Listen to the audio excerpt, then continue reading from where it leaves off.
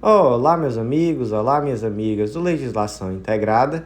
Aqui quem fala é o professor Bruno Valente e a nossa conversa de hoje é sobre o informativo 1086 do STF. Antes de começar, aquele convite de sempre, não deixa de nos seguir nos nossos canais no Spotify, Deezer, Apple Podcasts, Google Podcasts e YouTube e nem de ativar o sininho para ficar sabendo das notificações. Nos segue no Instagram, @legislação_integrada, onde todo dia tem novidade e por lá você vai ficar sabendo de uma novidade muito especial que nós vamos lançar nos próximos dias ou semanas, que é um curso muito completo sobre organização de estudo para concursos. Então, se até agora eu lhe ajudei a organizar seu estudo de lei seca e jurisprudência, daqui para frente eu quero ir além, te ajudando a organizar todas as etapas do teu estudo. Então, acompanha que logo mais você vai ficar sabendo dessa novidade. No mais, acesse nosso site legislaçãointegrada.com.br e vem fazer parte do nosso clube de membros, o Clube da Lei, acesso integral aos materiais de legislação integrada, além de mais de 100 planos de leitura, informativo semanal, atualização semanal dos materiais. Então é só vantagem, por um valor fixo ao ano você tem acesso a tudo isso. Então vem fazer parte que eu te aguardo e vamos para o primeiro julgado do dia. E esse julgado foi inserido no decreto 9847 de 2019, que é o decreto do Sistema Nacional de Armas. E como destaque do julgado que foi divulgado no informativo não diz muita coisa, eu vou começar pela explicação e depois eu trago aqui o destaque que eu próprio coloquei.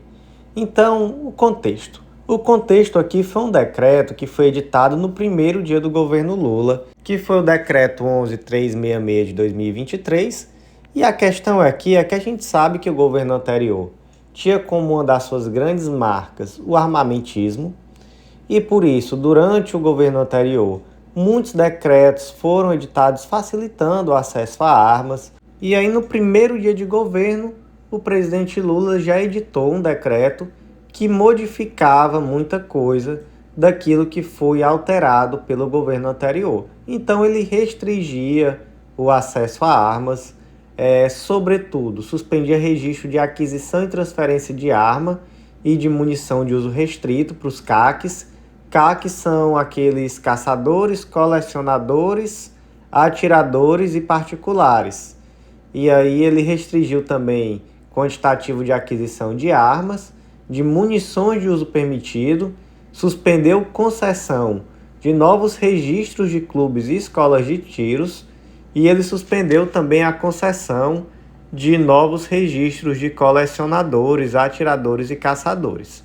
E além disso, instituiu um grupo de trabalho para apresentar uma nova regulamentação do Estatuto do Desarmamento. Então, já foi um decreto muito amplo, já editado nas primeiras horas de governo, na verdade, se eu bem me lembro, teve a posse e ele já saiu de lá da posse para assinar uma série de decretos, e esse aqui foi um daqueles tantos que foram assinados. E aí várias ações já começaram a ser propostas, uma delas, inclusive, no STJ, pela Associação Nacional de Colecionadores, Atiradores e Caçadores, pedindo a inconstitucionalidade desse decreto, pedindo que ele fosse suspenso e etc. Então, o presidente da República propôs uma ação declaratória de constitucionalidade. Então, qual é o objetivo dessa lei? É declarar a constitucionalidade do decreto 11.366 de 2023, que foi o decreto assinado pelo presidente Lula no primeiro dia de governo, com o objetivo de quê? De impedir interpretações que entendam pela inconstitucionalidade desse decreto.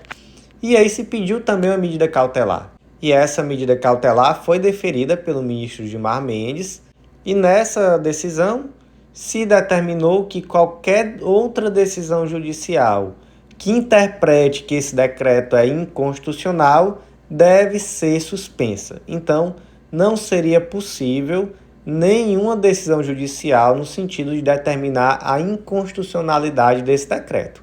Foi uma medida cautelar, deferida monocraticamente pelo ministro Gilmar Mendes e posteriormente levada a plenário. E aqui o que aconteceu? Foi a plenário e a decisão foi confirmada. Então, qual foi o teor dessa decisão cautelar que foi referendada? foi a suspensão de todos os processos que tenham por julgamento o pedido de inconstitucionalidade do Decreto 11.366 e a suspensão da eficácia de qualquer decisão judicial que eventualmente tenha de forma tácita ou expressa afastado a aplicação do aludido ato normativo. Então, está tudo suspenso e esse decreto já vai ser aplicado de forma imediata, não podendo nenhum juiz, nenhum tribunal afastar sua aplicação, até que essa ADC seja julgada. Próximo julgado do dia, inserido no Código de Processo Penal, destaque da seguinte forma: é inconstitucional norma estadual que confere à Defensoria Pública o poder de requisição para instauração de inquérito policial. E aí, gente, vamos lá. Lembram o que é o poder de requisição da Defensoria Pública? Esse poder de requisição está lá na Lei Complementar 80, que é a lei orgânica da DPU, mas que também se aplica aos estados, né? E esse poder de requisição traz a possibilidade da Defensoria Pública requisitar documentos e informações em defesa de seus jurisdicionados. Ok? Ok. Acontece que a Lei Complementar 65 de 2003 do Estado de Minas Gerais foi além e trouxe, inclusive, a possibilidade da Defensoria Pública requisitar instauração de inquérito policial e diligências necessárias à apuração do crime de ação penal pública. Então, olha só, disse, olha, Defensoria, você pode, inclusive, requisitar que o delegado dê início ao inquérito. E o que o STF disse sobre essa disposição? Disse, olha, isso aí é inconstitucional, porque essa questão ela deve ser tratada de forma uniforme em todo o território nacional. Então, a Constituição Federal e o Código de Processo Penal já delimitou essa atribuição somente à autoridade judiciária e ao Ministério Público. Então, não é possível que só no estado de Minas Gerais a Defensoria Pública também tenha essa atribuição. Inclusive, eu fiquei um pouco reflexivo com essa decisão, porque eu mandei para um colega delegado e a primeira coisa que ele me disse foi: Bruno, imagina se, de fato, se reconhece que isso é constitucional, o defensor público começa a requisitar que o delegado de polícia inicie inquérito e depois o investigado chega lá para o defensor público defender. Gente, aí você pode dizer, mas não só tem um defensor público no mundo, tem vários. Olha, aqui, por exemplo, onde a gente está, a minha esposa é a única defensora em 2 cidades, só tem ela. Então, se ela começar a requisitar que o delegado dê início a inquérito, realmente as pessoas vão ficar sem defensoria pública, porque ela não vai poder defender esse indivíduo durante a ação. Realmente é algo complicado, é algo que me deixou bem reflexivo, já que a defensoria pública realmente não está tão bem estruturada na maioria das cidades. Então é muito comum a cidade só ter um defensor público, ou nem ter, né? Mas enfim, fica a reflexão. Próximo julgado do dia, inserido na Constituição Federal, destaque da seguinte forma: a vinculação entre os subsídios dos membros do Ministério Público ou de função essencial à Justiça e a remuneração da magistratura é vedada pelo artigo 37, inciso 8º da Constituição Federal de 88. Aqui são 2 leis do Estado de Pernambuco, a Lei 10.437 e a Lei 10.438 de 90. Em primeiro lugar, essas leis trouxeram a vinculação do subsídio dos membros do Ministério Público ao subsídio dos magistrados. Isso é possível? Não, isso não é possível. Artigo 37, inciso 8º, é vedada a vinculação ou equiparação de quaisquer espécies remuneratórias para o efeito de remuneração de pessoal do serviço público. Então, sempre que você vir lei vinculando remuneração de um cargo a outro, essa lei é fatalmente inconstitucional. Então, foi julgada inconstitucional nesse aspecto, mas em outro aspecto foi julgada constitucional. Qual foi esse outro aspecto? Porque essas leis também traziam uma bonificação, que essa bonificação era em virtude de se tratarem de cargos de função essencial à justiça. E dizia, olha, vai ser no mesmo percentual para os 2 cargos. Então, veja só, No que a lei disse que o subsídio era igual para os dois cargos, há uma inconstitucionalidade, ok? Mas quando diz que a gratificação é no mesmo percentual, aí já não existe uma vinculação, porque o salário não é necessariamente o mesmo. Então, nesse aspecto, o STF entendeu que essas leis não são inconstitucionais, porque aqui não há vinculação de um salário a outro. Só se entendeu que são duas funções que são igualmente essenciais à justiça, então que o percentual da gratificação seria o mesmo para ambas. Próximo julgado do dia inserido na Lei Complementar 80 é a Lei Orgânica da ADPU e é uma tese de repercussão geral, é o tema 874. Ofende a autonomia administrativa das defensorias públicas, decisão judicial que determina a lotação de defensor público em localidade desamparada, em desacordo com os critérios previamente definidos pela própria instituição, desde que observados os critérios do artigo 98, caput, parágrafo 2º da ADCT. Então, bora lá. O caso concreto aqui foi no estado do Ceará, inclusive, e diz respeito ao município de Jati, que é uma comarcazinha, um município bem pequeno no interior do Ceará.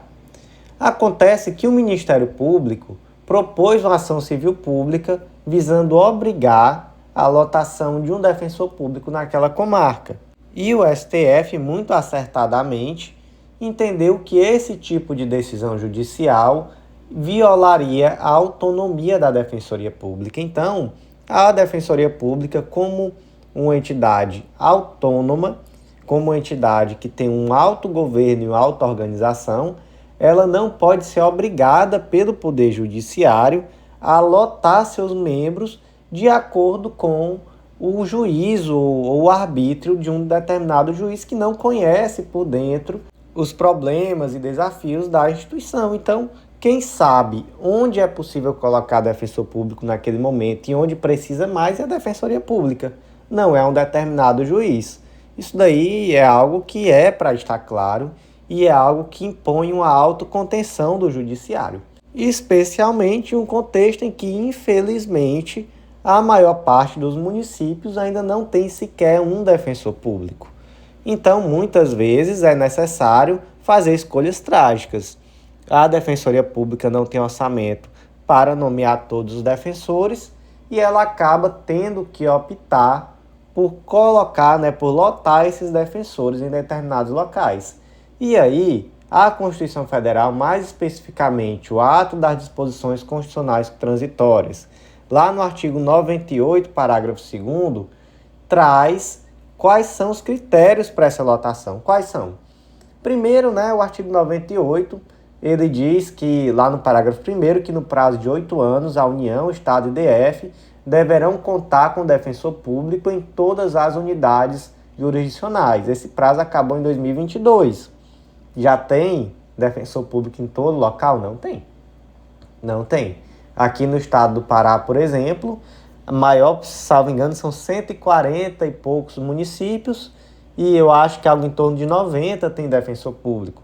O estado do Ceará também, eu não tenho os números, mas é bem pouco interiorizado. Inclusive agora vai ter uma grande nomeação, pelo que estão falando, assim que homologar o concurso.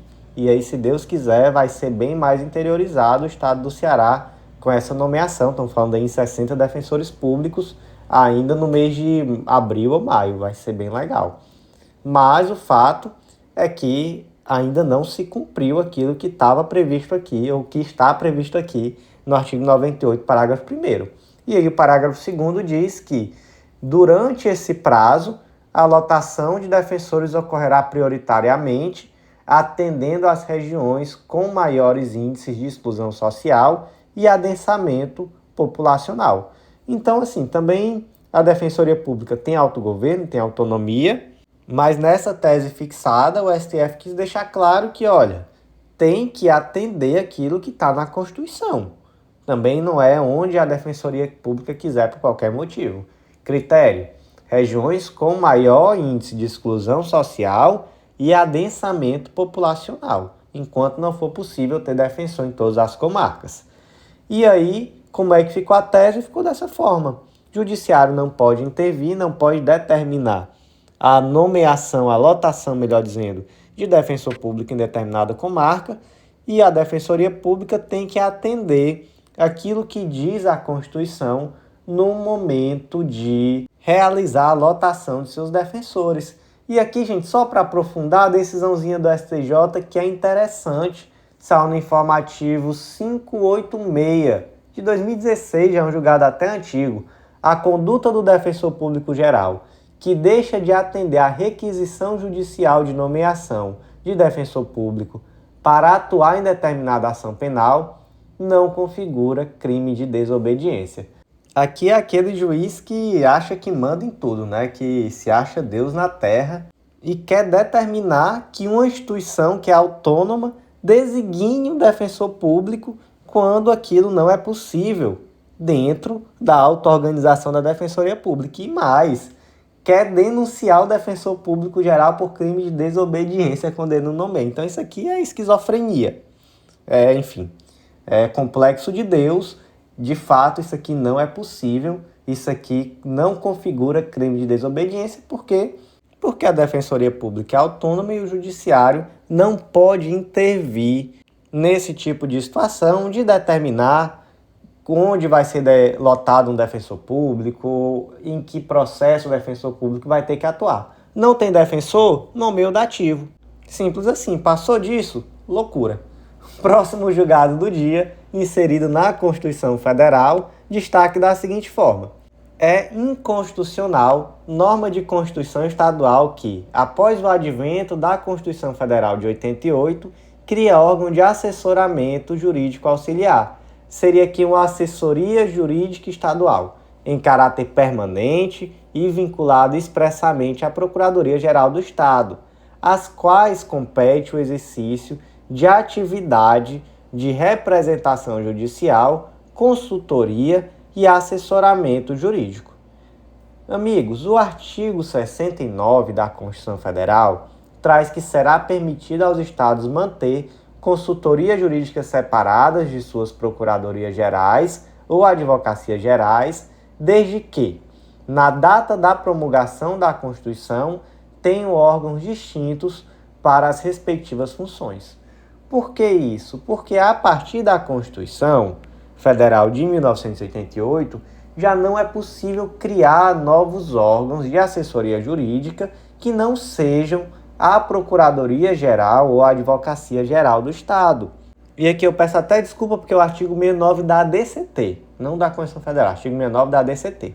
Acontece que a Constituição do Rio Grande do Norte fez exatamente isso.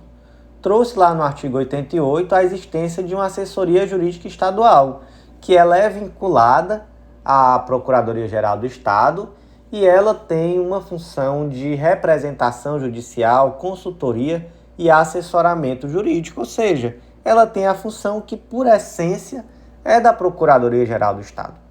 Então, essa previsão é constitucional? Não, não é constitucional e não é, ainda que exista aqui uma vinculação desse órgão à Procuradoria-Geral do Estado. Então, o STF reconheceu aqui a inconstitucionalidade, tomou também um cuidado de deixar claro que não haveria efeito repristinatório em relação a determinadas leis estaduais que poderiam trazer de volta essa possibilidade. Então, houve aqui um maior cuidado nesse sentido, mas houve também uma modulação de efeitos. De que forma foi que ficou essa modulação? Ele tornou esse órgão de assessoria jurídica e os cargos de assessores jurídicos uma carreira em extinção. O que isso significa? Que não vai mais ter concurso, que o órgão vai continuar ali existindo até ele naturalmente se acabar. E impedir que, enquanto ele existir, ele exerça função privativa da PGE sem que esteja ali na supervisão direta dos procuradores e procuradoras do Estado. Então disse, olha, esse órgão, esses cargos estão em extinção, daqui para frente não tem concurso, não tem nada, vai acabar. Enquanto existir, você pode continuar trabalhando, mas sob a supervisão direta de procuradores e procuradoras do Estado. Próximo julgado do dia, inserido no Estatuto do Desarmamento, Lei nº 10.826 de 2003, destaque da seguinte forma: é inconstitucional por violar a prerrogativa privativa da União para legislar sobre direito penal e material bélico, norma estadual que concede de forma incondicionada porte de arma de fogo a agentes penitenciários. Professor, mas como assim? Quer dizer que agente penitenciário não pode ter porte de arma de fogo? Não, calma, não é isso. Qual foi o problema? A Lei 3230, lá do estado de Rondônia, concedeu porte de arma de fogo a agente penitenciário, mas concedeu de uma forma incondicionada. Então não trouxe a necessidade de preenchimento de nenhum outro requisito. E aí isso vai de encontro ao Estatuto do Desarmamento, que traz requisitos. Que requisitos são esses? Aqui principalmente comprovação de capacidade técnica e de aptidão psicológica. E aí essa capacidade técnica e essa aptidão psicológica, elas devem ser demonstradas no termo do regulamento, que é um regulamento federal. Então, gente, se você ler lá o artigo 6º, inclusive os parágrafos, você vai ver, por exemplo, artigo 6º, parágrafo 1º-B. Os integrantes do quadro efetivo de agentes e guardas prisionais poderão portar arma de fogo de propriedade particular ou fornecida pela respectiva corporação ou instituição, mesmo fora de serviço, desde que estejam submetidas ao regime de dedicação exclusiva, sujeito à formação profissional nos termos do regulamento e subordinado a mecanismos de fiscalização e de controle interno. Então veja só, quando a lei estadual simplesmente traz esse porte de arma de forma indiscriminada, na verdade se está aqui indo de encontro ao que está na legislação federal. E ainda existe aqui um vício de constitucionalidade formal, porque é competência privativa da União legislar sobre direito penal e material bélico. Então, essa norma estadual ela é inconstitucional, ela tanto é formalmente inconstitucional, já que ela está aqui legislando sobre matéria que é de competência da União, quanto além de tudo ela traz uma disposição que vai de encontro àquilo que está na legislação federal. Então se trata aqui de uma lei inconstitucional. Próximo julgado do dia, já é o último de hoje, foi inserido na Constituição Federal e o destaque ficou da seguinte forma: é constitucional norma da lei estadual que imponha ao Ministério Público a vinculação de regime jurídico próprio de previdência social do respectivo ente federado e b. a participação juntamente com os poderes e demais entes autônomos no custeio previdenciário. E 2. É inconstitucional norma de lei estadual que autorize a Secretaria do Estado da Fazenda a reter o valor correspondente às contribuições previdenciárias devidas pelo Ministério Público, seus membros e servidores. Então vamos lá. Em primeiro lugar, a Emenda Constitucional 103 alterou a redação do parágrafo 20 do artigo 40, determinando que é vedada a existência de mais de um regime próprio de previdência social e de mais de um órgão ou entidade gestora desse regime em cada ente federativo, abrangidos todos os poderes, órgãos e entidades autárquicas e funcionais, que serão responsáveis pelo seu financiamento, observados os critérios, os parâmetros e a natureza jurídica definidos na lei complementar de que trata o parágrafo 22. E aí veio a Lei Complementar 39 de 2004 lá no estado do Piauí, e o que essa lei fez? Exatamente aqui com base nesse parágrafo 20 do artigo 40, que foi a redação dada pela Emenda Constitucional 103. E a Lei Complementar 20, lá do estado do Piauí, vinculou o Ministério Público ao regime próprio de previdência daquela unidade federativa e determinou que o referido órgão também participasse do financiamento do sistema previdenciário. E aí, essa lei é constitucional? É constitucional porque, na verdade, ela só está atendendo aquilo que determinou o parágrafo 20 do artigo 40 da Constituição. Mas essa lei, ela é inconstitucional em outro aspecto. Por quê? Porque ela autorizou a Secretaria da Fazenda a reter o valor correspondente às contribuições previdenciárias que são devidas pelo Ministério Público, membros e servidores. E aí, nesse aspecto, não. Por quê? Porque o Ministério Público tem autonomia financeira e orçamentária. E essa autonomia, ela envolve o direito do Ministério Público de exigir o repasse da dotação orçamentária. E esse repasse, inclusive, é feito em duodécimos a cada dia 20. Então, todo dia 20, o Ministério Público tem que receber seu duodécimo, independentemente de qualquer circunstância vivenciada pelo ente político. E aí, enfim, não importa que, por exemplo, o Estado esteja em crise econômica, calamidade financeira, isso daí impede a retenção ou contingenciamento pelo Poder Executivo do valor que deve ser repassado ao Ministério Público.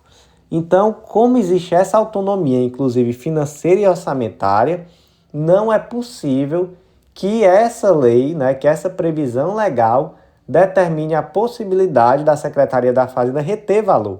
Tem que repassar tudo para o Ministério Público. E aí o Ministério Público vai fazer a utilização desses valores e, naturalmente, ele vai participar também do financiamento do sistema previdenciário. Normal, vai participar. Então, o valor depois vai sair, em algum momento esse valor referente ao financiamento do regime previdenciário vai ser destinado. Mas o que não pode é o Poder Executivo, a Fazenda Pública, enfim, quem quer que seja, já de cara reter esse valor e não repassar para o Ministério Público, porque o Ministério Público tem autonomia financeira e orçamentária. Então, meus amigos, por hoje foi isso. Eu agradeço a você que ouviu até o final. Refaça aquele convite, vem fazer parte do nosso clube de membros, o Clube da Lei. Acesse legislaçãointegrada.com.br e vem também nos seguir nas redes sociais para ficar sabendo da novidade que está vindo por aí.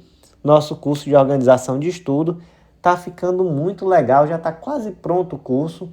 Já vamos começar a trabalhar no lançamento e com certeza vai te ajudar demais a organizar teu estudo, a traçar estratégias muito mais assertivas e com certeza vai agilizar aí a tua aprovação, que muito em breve vai acontecer, que eu estou torcendo por ti. Então é isso, até a próxima.